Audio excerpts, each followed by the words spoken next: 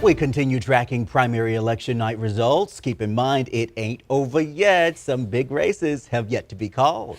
And tonight, political reporter Morgan Reiner has more on the takeaways from the statewide races.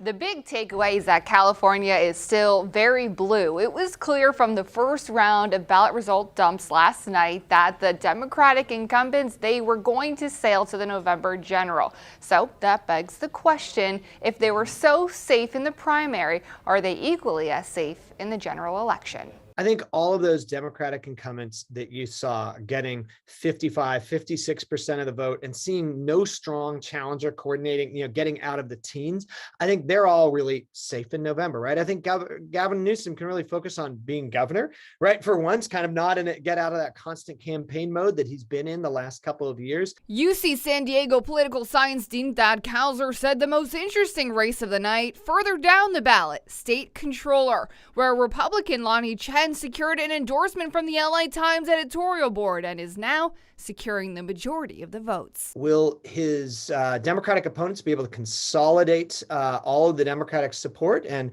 beat him, or will this be the first crack in the blue wall that has led every statewide officer in California to be a Democrat since 2006? Crime is one of the top voting issues in California. It's why the race for Attorney General is also in the spotlight. Incumbent Rob Bonta moving on to November. But who is he running against? Nathan Hochman at 18%, Eric Early at 17%, and we're still waiting on 50% of the ballots. What is interesting is that Rob Bonta, who was the appointed Attorney General, really wanted to run against Eric Early because Early can be portrayed as extremely conservative. They can tie him to Trump and things like that, and that's what Bonta would like to do in the fall.